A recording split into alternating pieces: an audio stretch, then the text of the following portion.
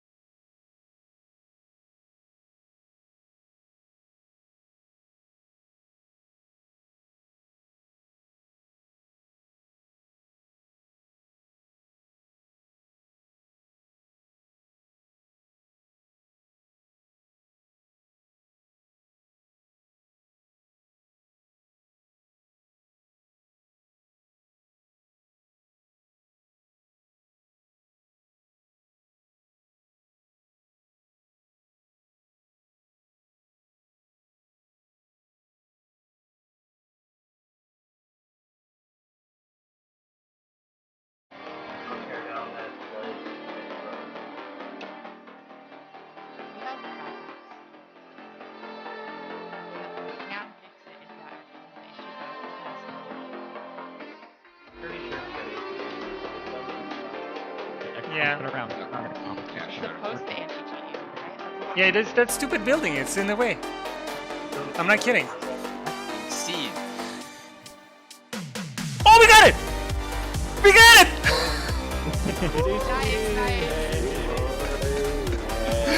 Oh my god! Yes! Yes!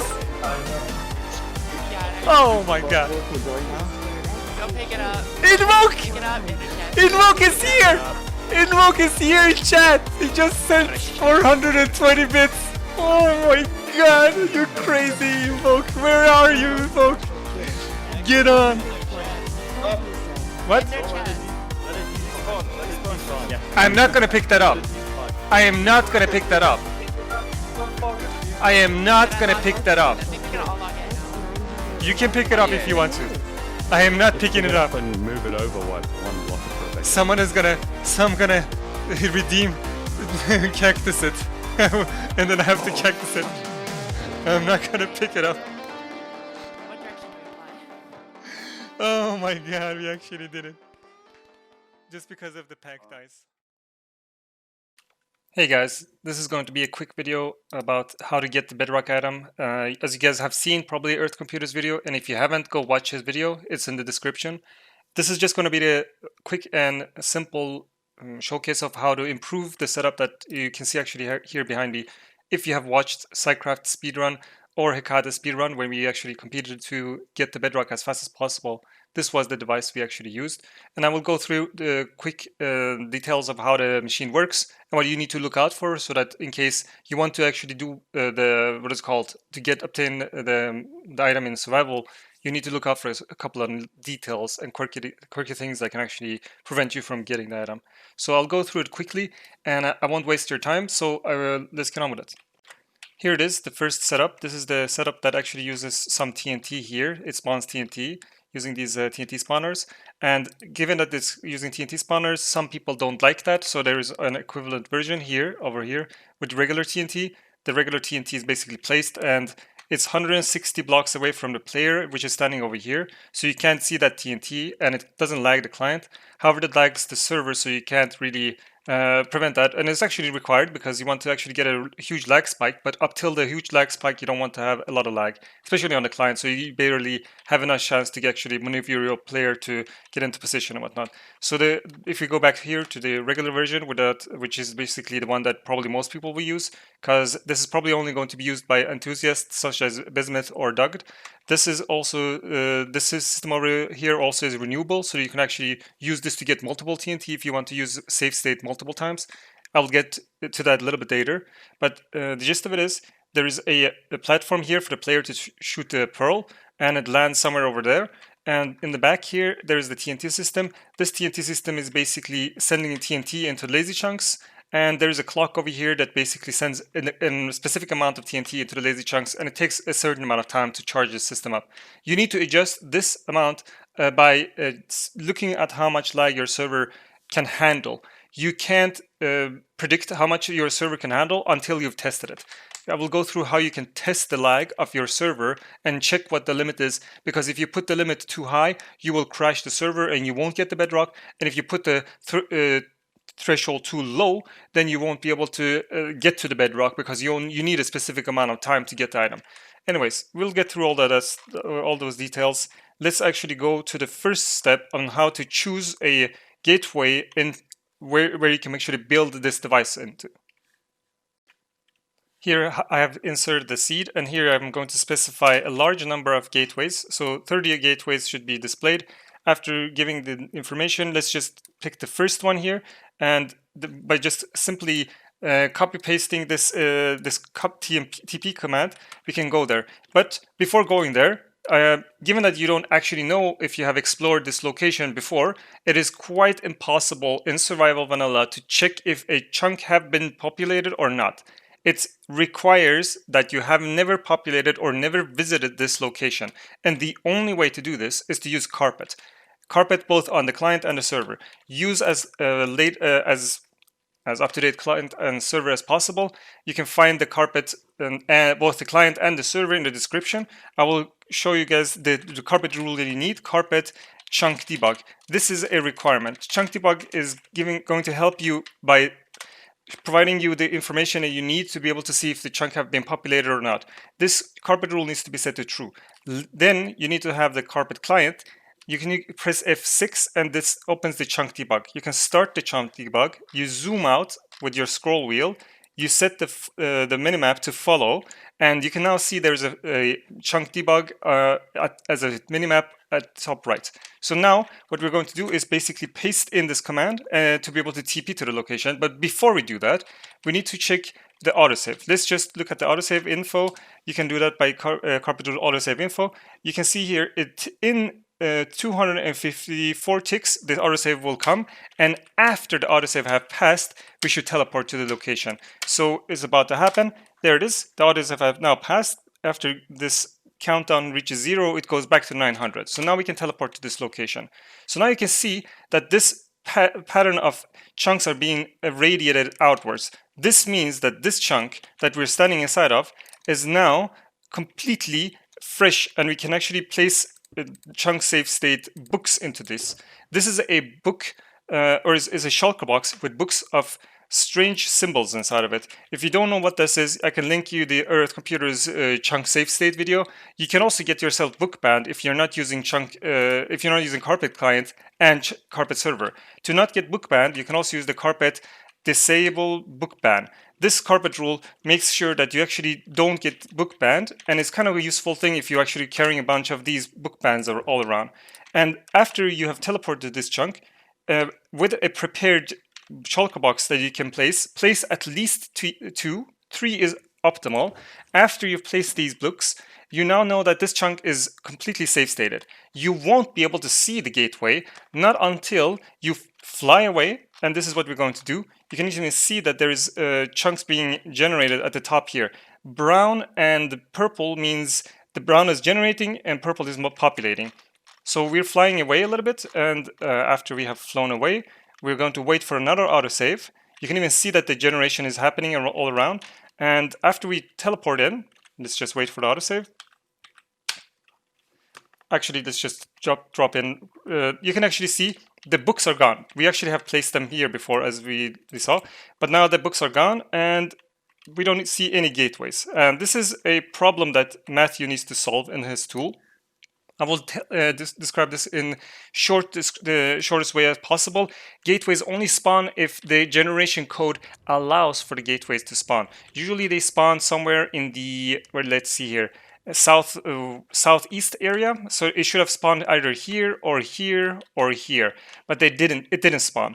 It's because the islands that the gateway should spawn in is non-existent. So it basically means that gateways can't spawn in mid-air, like in the open here. They need to spawn on top of some form of an island. And if the island in the generation code doesn't allow for it, they don't spawn. This is a limitation on the tool, and maybe in the future Matthew will update the tool so that it reflects that proper chunk updates. So let's just try the second location. As before, autosave info, and we're going to check for the autosave. It's about 400 game ticks, so we're probably going to make it. Let's teleport over here. You can see that the generation is happening. That's perfect. That's good symbol. And we just place down these books. Now we start flying away just as before. And this time, because there is probably island all over the books that we have placed, we can actually probably see that there is going to be a gateway opening up. Because we're pretty sure that that gateway is going to open up because there was landmass all around it, I'm going to make sure that there is an actual autosave that we won't get hit by an autosave. So we teleport back. Oh, we made it back, but the books have not been serialized. This means that chunks that are unloaded does still not go to the hardware. They need to go and be saved to the disk before you can actually reload them. Otherwise, you can see here, we came back a little bit too early and those shulk boxes are still there. So we need to try again. Let's fly away. This time we're going to fly away and do a save all. And now that the save all has been done, we should wait like a couple of minutes. I'm going to cut here and come back in about 1 minute and then we can continue. So now that we have actually waited a little while, let's just check for the autosave as before. Okay, 700 game tick, that seems to be a lot of time for us to be able to place the books down. Okay, that's it. The books are gone. We should place down these shulker boxes again, so we can actually reuse this chunk. And on top of this, we're going to place another bot here, player Alex. We should spawn him in. Spawned Alex bot, so that in case we move away from this location, we can actually reuse this chunk. Here is the gateway, and we can just remove these plants all around it. So we want to basically break this block over here. You can't break more than one block. People have asked, can you get more than one gateway block, bedrock from one gateway? No. You can, however, make an automatic save state system, but the problem with an automatic save state system is that it's enough for one person to accidentally go into this automatic save state system area and accidentally load the chunks without save stating, and you have a broken system. So you need to go to a new gateway. And because of this, I will suggest, if you get a bedrock, just dupe it. This is the best way to do it. Even though save state might be considered duping, it still isn't. In theory, if you reuse new books and save state over and over, you're theoretically not duping anything except for the generation part of the code. This is, however, a little bit shady territory. It's up to you, whatever rules that your server is running on. Let's just continue here with a bedrock setup. This is going to be the schematic that is going to be provided. I'm going to basically call it bedrock setup 11 because this is the 11th iteration and there's been many updates regarding the schematic. I'm going to load it in. I'm going to position it somewhere around here where I'm standing and move to player. And you can see that the outlines have been shown where the schematic needs to be actually lined up with the gateway and the chunk itself. Let's line it up. So I'll show you exactly how to line it up. The first thing we need to do is to make sure that this white line, this white concrete, is lined up from the start of a chunk, which is this line over here, and it's going to end at the second chunk, the end of the second chunk. So the pathway is going to be also one block below, so we're going to basically get this bedrock block. And we can knock this out and replace this with a slime block, which I'm going to do right now. And behind, in front of this block over here is going to be a block that can infinitely burn, which is a netherrack, magma block, or even bedrock works in the end. So we're just going to, for the memes, just place a bedrock here. Or actually, maybe it's not good to actually place a bedrock because this is going to be confusing for a lot of people. Let's just put a netherrack here. So if you place a netherrack here, you're going to basically be able to light it and it's going to infinitely burn. Because we're going to try to break this slime, and we can't break it from the side, top, or any other direction except for through the fire, it's best to place blocks around it. An obsidian block could be preferably placed there just to make sure that we just mine the slime block through the fire. This is required. Now I'm going to paste in the schematic. It's going to probably delete a bunch of stuff, so we have to repaste it, but let's just start pasting it. Now, then the second thing we need to do is to create a form of a update path for the updates from that fire to reach this chunk. The technical depths have been already explained by Earth Computer's video. I'm going to go through the what to do instead of why you need to do it. So let's just continue without the explanation. You can just follow up with the explanation on Earth Computer's video. So the updates will basically propagate from this rail. You can make it however you like. The rails will also have to go into this chunk. And on this chunk border, we can place a redstone block. After the save state have kicked in, this redstone block will disappear, making these rails that are on top of it budded. So we don't need to actually bud this line, but we need to have bud this line, this short line over here. So I'm going to prep this area by placing 2 redstone blocks, removing the furthest redstone block and then the closer one to the redstone source, basically. So now that we have the rails and the whole bedrock setup over here, and after we have prepared this area, we should just fly over to the other side. But before we do, we just should cancel this pasting, because what you need to do when you have actually arrived on this location is a small little tweak. You can see there is a box over here. This box needs to line up with the chunk over here. So we're going to go into the Lightmatic. I'm going to remove the other red Lightmatics just to make sure that we are clear on what we are going to edit. We're going to go to the lag machine. This is a lag machine that's basically going to lag the server. This is a very critical part of this device. You need to get this right. If you don't line this chunk up, it's going to not work and you're going to basically fail to get the bedrock. You need to line it up and in the X direction. Don't change the Z direction. In the X direction, you need to line this thing up. And now it's lined up so that it perfectly fits inside of this chunk. You can even see it here if you fly around. And now that we have everything prepared, we should just remove the front section. Otherwise, we're going to repaste it, which we don't want to do. And we're going to paste this in. The paste command for Lightmatica is whatever control that you have. It's basically, for me, is execute operation, which is control V. I've set it to control V. Whatever your execute operation is, you need to left middle click the schematic so that you have selected the schematic, and then you do the execute command. Now it starts to paste stuff in. And if you don't have carpet, you should get it, because at this point, fill updates should be set to false. You're going to have a lot of fun if you don't actually do that. If you get the schematic to not perfectly work, you can remove the schematic task. You can also see that the schematic task in the right hand here disappears. And we're going to repaste it. And this time it's going to actually paste it correctly with the fill updates being false.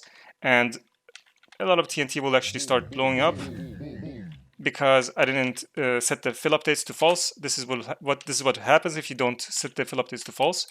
And now you need to figure out how much lag your server can handle. This is a server-specific amount that you need to figure out on your own. I will go through it quickly now how you can set it up. The first thing you need to do is to place a certain amount of blocks in here. Let's just start with 2 stacks. If 2 stacks is enough for you, it basically means that your server is a really, really old server. My computer is running you can actually see it here at the top right. Let's just remove this minimap. My CPU is an i7. If your server is roughly this old, you need roughly 3 stacks. This is what happens if you forget to place the redstone block there. If you do, then you just remove these blocks, get the items out of the chest. So let's just put in the 3 stacks. This is the amount I need on my computer. Cycraft is running an i9 9900K or 9900 CPU, but yet they require only 4 stacks. On Derp server, which is also running a 9900 i9, Derp server requires 9 stacks. It's very individual to the server's limitations of how much you can handle. Make sure at this point you have carpet, what is it called? Optimized TNT. This rule removes almost all calculations and makes it very lag efficient. So you can't have this carpet rule on. If you have this carpet rule on, you will barely get any lag. Your lag will cancel out very quickly.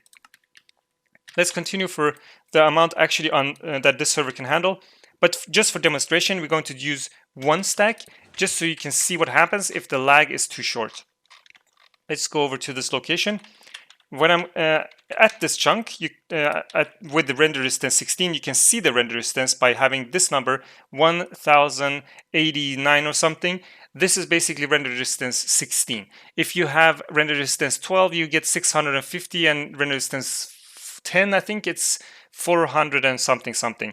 You should have render distance 16. This entire setup is specified for render distance 16. So if you don't see 1080-ish numbers, you should set your render distance to 16. Otherwise, this setup won't work. If you want to adjust it for render distance 12, that's up to you.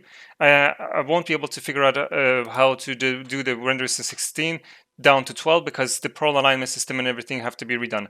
So when you want to load the TNT into the system, you need to fly forth and back a little bit over here. This is to update something called the player chunk map. And after you've flown forth and back once, you need to basically travel more than 8 blocks forth and back in a line. And then your chunk map is updated. And then you click the button. There is no block in between the redstone line and the piston, but don't worry, this is supposed to be like that. Some person on Hecate actually were confused about this, but this makes the butted piston update, and it works perfectly. You can see that the system is operating in the distance, and the piston at the bottom is flickering. Even if you don't have schematics on, you can see the piston at the bottom is flickering, and everything seems to be working perfectly fine. At this point, you can tick warp and finish the task quicker. We can zoom in. Okay, the pistons have stopped moving. This means that we can stop tick warping, and now we can actually measure the lag. If you don't have carpets, you need to get it. This is where the carpet really will help you. This next command you need to get is log TPS. This command, if you run it, I have unsubscribed because I was already subscribed to it. If you subscribe to it and you press tab to see the players, you can see the number of milliseconds per tick any game tick takes. If this number basically means that at any given time, the server will basically run through the entire code of the entire world, and it takes 0.8 milliseconds to run through the code. When I start flying into this chunk, the next chunk in front of me, I need to go 2 lines in. I can see that the TNT is starting to blow up here, and once it finishes, then I know that the lag has finished. So now that we have exhausted the amount of TNT, you saw that it ran through the TNT pretty quickly. To get a correct estimate of how much lag your server causes, you can't be subscribed to TNT. If you subscribe to TNT, unsubscribe from it, because just printing this information out causes tremendous lag, and it gives you a false positive of how little TNT you can actually use. So unsubscribe from TNT. This is actually what we need to do. So I saw that the amount of lag was way too short, so I'm going to put in 2 stacks, and I'm going to repeat this entire experiment. Let's just do this quickly. Maybe I will cut it out. Let's fly forth and back, and then click the button. Stay here and tick warp like before. We're just going to look at it quickly, go through all the TNT, and after it's been finished, it basically places the TNT in lazy chunks. We're going to stop the tick warp, and we're going to slowly fly forwards, and we're going to look at the MSPT. You can see that the MSPT doesn't change anymore. It always fluctuates subtly. After it's done, you can actually see the MSPT just spike. It goes through the roof, and we can see that the lag was significantly longer this time. But the amount of time it took was way too short. To get a correct measurement of how much time it will take, it is best to go to something like Google and just Google timer, and you can start a stopwatch and check how much time the lag spike is going to take. If the lag spike is less than 10 seconds, it's bad. You will probably not make it. You should better make the lag spike last more than 10 seconds. And you should definitely not make the lag spike last more than 30 seconds. If the spike lasts more than 60 seconds, the server even shuts down, and you probably won't get the bedrock. So you just make sure that you have the correct amount of TNT in there. This system is fully set up now. We can actually fly away. Make sure that when you fly away, you don't ever go back into this chunk, because that's going to cause issues. You shouldn't have any players that are near that area when you're actually going to throw the pearl for the last time. So let's just jump down here. To be able to make sure that you have actually got this right, you need to fill all these dispensers with TNT. I forgot to mention this. Let's just get some TNT and fill these dispensers. I'm going to do that off camera. Actually, I was lying. It's 44, given that there's 40 down here and there's 4 more up there, so you can measure 44 stacks of TNT needs to be filled into these dispensers in total. After you're done, all you need to do is to place a minecart on top of this rail, and you need to place a boat that is lined up against this chest over here. And when you're completely done with your setup, what you want to do is to remove the Alex bot that is standing over there, and you need to get yourself prepared with a pickaxe, some pearls, and some armor. This is critical. All your armor, diamond armor, has to be fully enchanted with protection. Don't put blast protection on this armor. If you put blast protection on this armor, you won't get the correct speed, because the knockback from the TNT, the knockback is required to get around something called the anti-cheat measure. It's complicated. I will go through it in a bit. As Earth described, you can pick any type of pick. I will just, for demonstration, pick a stone pick, and I will enchant this pick with a silk touch. This is the only enchantment you need to actually place on the pickaxe. I will wear the armor, and that's all I need to do. Besides wearing the armor and having the pickaxe prepared with a pearl, you need to also make sure that this beacon is on. You're going to take out an iron block, iron bar actually, and then put it into the beacon and put resistance 2. That's all you need to do. Make sure you have resistance 2. You won't survive the blast if you don't have resistance 2. And then you have to basically redo your entire setup. This is kind of an embarrassing thing to do. So make sure you don't forget that resistance. Then all you need to do is to go into game mode 0 here, remove Alex bot and player Alex. Let's remove it.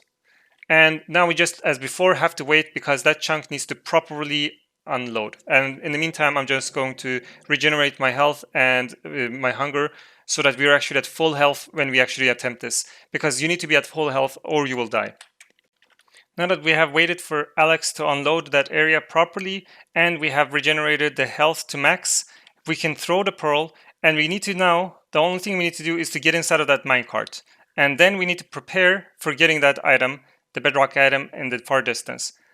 This will go pretty quickly, so just hang on, and I will explain quickly what I'm doing, and I will go through details of the reproduction steps you need to be able to do and what to avoid and why you need to do them.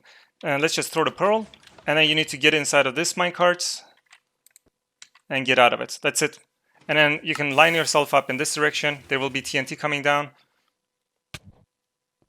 You will land over here. This slime block, you mine it so that you can actually see what's going on. And through the fire, we just mine the slime block, and now you have to wait. And something has gone wrong, because we actually didn't get the bedrock to show up, because I forgot to mine this block and make the gateway spawn at the bottom. Don't make this mistake. This was kind of a foolish mistake. Okay. This is a lesson learned that I actually didn't think about. Don't make sure that this block, where the portal is actually generating that, is at the bottom. I'm going to use MC Edit to delete this chunk, and we can reattempt it. This is something you can't do in a survival, of course, so you just yeah, make sure that hole is not patched up.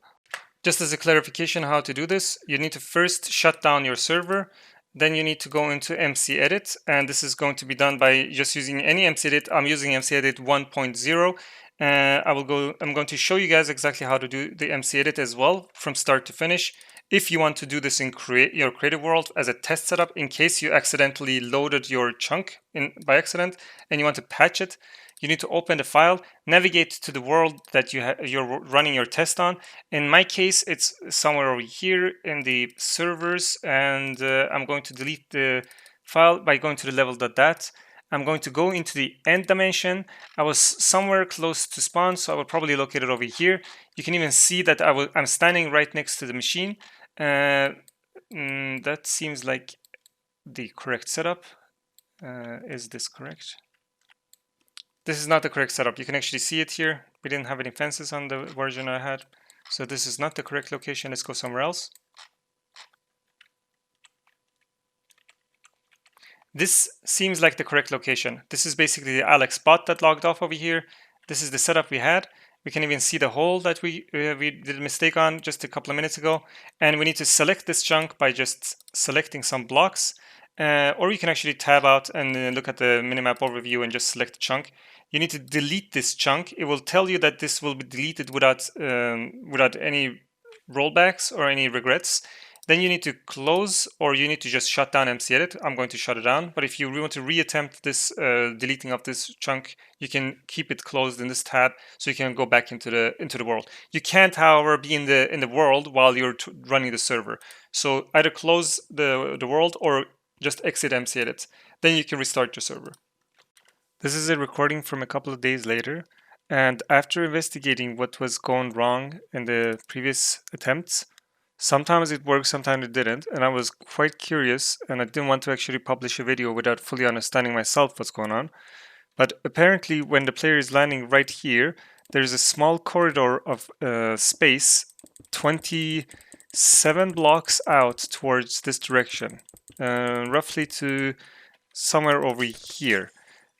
Any blocks within this space can cause interference. And if you look at this line here, some of these blocks, these chorus flowers, they're actually causing issues. And these blocks over here were preventing me from reaching the bedrock. So every time I was attempting it, I didn't fully understand what was going on. The anti-cheat kicked in and it prevented me from reaching that point. I was stopping somewhere around here. If there is glass blocks, chorus flowers, or anything like that, chorus fruit, just remove it. It's going to interfere with your attempt to get the bedrock. I will add this as an empty space that requires this area to be empty space. So make sure to remove these blocks. Similarly, this space in front of where the player is getting shot also needs to be void of any blocks. Any blocks within 60 blocks from this point, because your player will also check for collisions for any blocks within the space. This is another attempt a couple of days later. So let me just throw the pearl, and this time getting in the minecart, get out of the minecart, prepare for the TNT to come down here. And then we land. Now you can see that the blocks are missing. You can also remove any other block. And I mine the slime. And the bedrock shows up. So there were some issues. I will go through them quickly. And I will also explain a couple of more details related to the system. You can also, if you have like the chunk right there that needs to be loaded, you don't need to make a bend like this. You could also go straight. Let me just actually show what I mean by that. Game mode 1. You can also make a straight line go like this into the chunk. That way you don't need to make this complicated setup. You could just do something simpler. The gateway will show up after the after you mine the block, so that it's perfectly valid. These rails won't be replaced. They will wait for you to actually finish your task, or basically use up the rails before they're replaced by the gateway. There were some issues with the hitboxes. I will detail those. Make sure there is no blocks on this side at all, and that's going to cause issues. Make sure you don't also walk into a wall, because that's going to cause anti-cheat issues. If you walk into this wall, not this side doesn't really matter, but on this side. So if there is some random blocks here, if you walk into them, it's going to cause issues. Make sure you have some form of a protection around the slime. You can easily, on this side, I guess you will have rails, so it's not going to help much. Make sure you actually mine it from the side. If you don't have a block on top, you can, instead of mining through the fire, you can accidentally click on top of the slime and waste an attempt. So place some blocks on top. Make sure that when you're standing over there on that platform, you have resistance on that beacon. You will die otherwise and waste an attempt. There's multiple things that can actually break this thing. The timings and everything is sharp. You could improve the timings over here, but if in case you want to reattempt, look at this. This rail is powered. You need to make sure it's unpowered, and you can do that by just, I don't know, updating this piston, and this rail is unpowered. Make sure this rail is completely unpowered when you're actually doing the attempt. There's many things that can go wrong. I've gone through as many of the things that can go wrong in this video, but general gist of it is, if you teleport to that platform and you can't walk all the way up to the place where you need to mine the block, then you're basically getting anti-cheated. That's because you might either don't have enough TNT in this system to launch you, and some of the clues in the anti-cheat can tell you what's going on. If it tells you that if you're actually stopping before, like after 10 blocks, it means that you basically hitting a block maybe. Maybe it's because you don't actually get accelerated in the correct direction. You need to be accelerated sideways. Because if you're getting accelerated upwards, which we had been done before, some setups accelerate you upwards. Don't use that. There's a small chance there is a race condition that can cause issues and cancel your velocity, and you need that velocity when you land over there. Upwards is a very bad way to do it. Okay, here is the overall explanation for anyone that is actually interested. Just so you guys know, these are just a single-use system. So if you want to reuse the system, you need to basically push this stuff down and reset it. So just look at the schematic, how to do the setup after the setup has been used once. This rail usually also is powered. But the reason that this rail needs to be unpowered is that all of these rails are toggled on, and then they load this chunk over here. And they load this chunk and this TNT included because the TNT have to be updated after the pearl. Because you're sending the TNT into this chunk before using the pearl, so the TNT is actually spawned into the world first, they're going to explode before the pearl can land in the same game tick. And because we want to make sure that the lag happens in the same game tick, we want to flip the order. We want to make sure that the pearl ticks and then the TNT explodes. You need to unload the TNT, shuffling the order. So the pearl exists in the world, and then the TNT is loaded from this chunk. And then that way you can flip the order of entity up to the order because the TNT is reloaded into the world. And this chunk is actually so far away from the player that it's not even in lazy chunk, it's completely unloaded. And the only way to make sure that the TNT explodes in the same game tick and not the game tick after is to use rail update order. That's why the rail is used here. And the rails are powered by a repeater, making it so that the update order is dependent on the tile ticks. And that's before entities. Otherwise, it would be flipping the order. No, I mean the entities will fall under the next game tick. Anyways, it's quite trivial. The next thing that is really important is that if you want to change the system to render distance 12, you have to change the amount of TNT here, and you have to somehow fiddle around with the TNT cannon, maybe move the TNT cannon up and down to be able to get the accuracy to the Renaissance 12 instead of 16. And the next thing, I would just change this amount over here inside of this dispenser, but every time you need to refill it, you have to take this stuff out, power this piston, and then fill this in. That's how you can reset this system. Don't forget to remove this block afterwards. And then over here, the reason that we actually redesigned this section over here, before you were shooting the player upwards to get the speed. Now we're shooting players sideways, and this packed ice here actually is critical. You can't have ice, it has to be packed ice, because the player needs to exit the minecart on top of it. If this was an ice, it wouldn't eject you on top of it.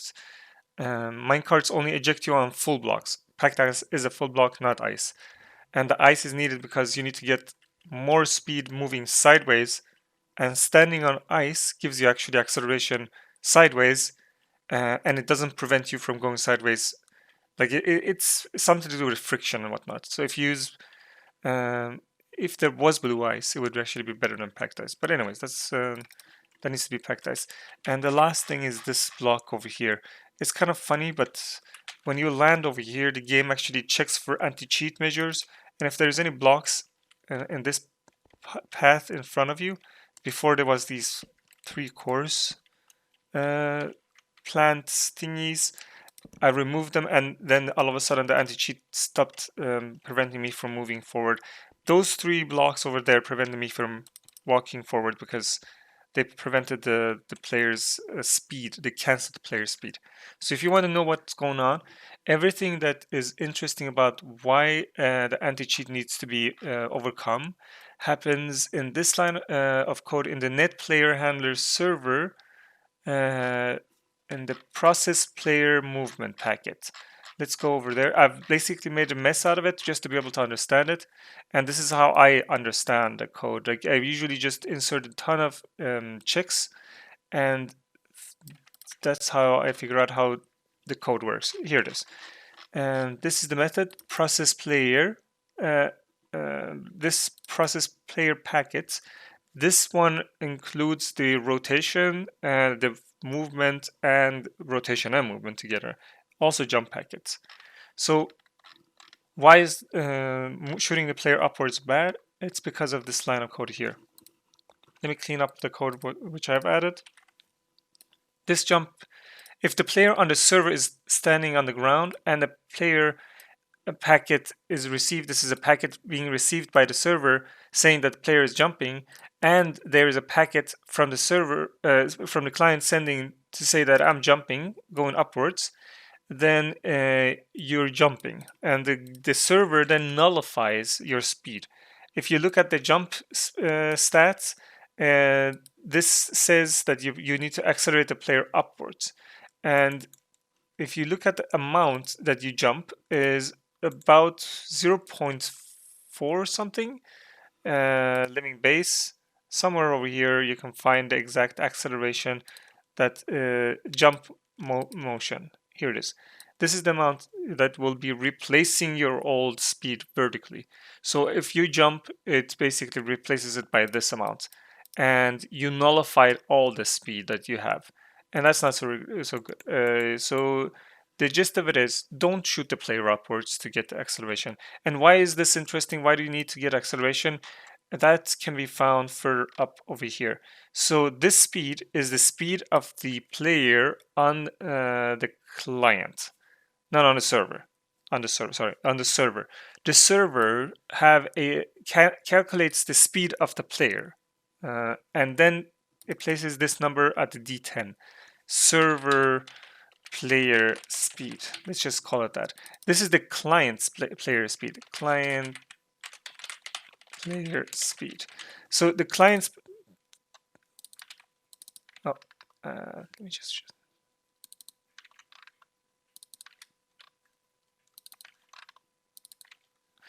Okay, here it is. I've changed it so that the client's player speed and the server's player speed are checked against each other. And if they are larger than F2, which is basically, here it is. If you're not flying Elytra, then it's 100. And you need to have this number over here be greater than, no greater than 100. If it's greater than 100, then this code happens, and the player basically gets velocity or rollback. This triggers a rollback event, which then forces you to roll back, and it prevents you from walking forward. So if at any point you trip this action over here, you're no longer able to move forward. This is also the reason that in single player, if you are the owner of the single player, which is basically if you haven't opened it to LAN, if you are in single player, then you are able to never trip this code at all. An anti-cheat never kicks in a single player. You can move infinitely fast in single player. This is the reason. So the client's player speed has to be less than server's player speed, and you want to increase the server's player speed as much as possible, and it's best to increase it. It doesn't matter which side you're moving it. It's upwards, sideways, whichever. But given that there is a code here that cancels your upward velocity, that's why it's better to go sideways. And there is a reason you can't bump into walls, and that's because of this code in the entity move code. And this is the code that basically is responsible for moving you around. Somewhere at the bottom here, you can find the code. If the player's speed have bumped into a wall, then X here will be less than the maximum speed. So your initial condition is that you tell the server to move me, let's say 10 blocks, and if you've moved 10 blocks at the end of the code, you're fine. If you have moved less than 10 blocks, basically because you bumped into a wall, then this code here nullifies your speed on the server. So your speed nullifies in that axis. So only the x speed is cancelled and nullified. And make sure that this doesn't trip either. And the same applies for the z. So there's different for each cardinal direction. And and here is also the y distance. If the y distance have been changed, so it's not the same as before, then it assumes that you have landed, and landed basically means that you have hit the ground and cancels your y velocity. So this is the gist of why you need to increase this player's speed and why you need to have a setup like that that looks like this on the client. If we fly back there, this setup over here shooting you sideways, that's why this is not needed. This entire thing is not needed in single player, but it's needed on a server. And it's also the main reason that you can't get the bedrock, because you usually get anti-cheated. If you get if the timings are incorrect and you start flying sideways like this direction and you never land, that's because the lag hits before the pearl hits the ground, and that basically means that you basically gotten the timings wrong. If you get if you land and you see the gateway in front of you, that's because the lag is too late and you landed and the TNT system failed to trigger. So you can put the TNT in the entity in the lazy chunks, but it's a luck of the draw. This is the reason because of why you shouldn't do that. Here is the code for responsible for that. If the player entity here is the code. It's quite jumbled. It's quite complicated to read. You shouldn't make the lag come after any more than the same game tick. So the reason that sometimes if the TNT explodes one game tick later, which is the requirement if the TNT is in lazy chunks, then this is the reason. Like if the TNT explodes one game tick after the pearl lands, that's what I mean by that. Then this code is saying that if you load more than 50 chunks, or if there has been more than 50 milliseconds, then it's going to skip generating or loading extra chunks, and that's what this code is responsible for. That's why it is quite risky in general to rely on this code, because sometimes depending on race conditions and other really complicated reasons, this code here can trip and then you don't get any bedrock. So I would recommend using this setup over here, and if you want to redesign the system and change it, make sure that the TNT is in unloaded chunks. Make sure you load it with a tile tick, not with a piston setup, so you don't use piston instant wires, and make sure that you're flying fast enough sideways, not upwards. There's going to be at least in the description the schematic for this setup with everything included, and you can probably figure out a way from that point watching this video as a tutorial to get your bedrock item. Anyways, that's it. Thanks for watching, and I hope you guys will have some fun getting the bedrock item just as we had getting the bedrock in Hecate. Bye bye.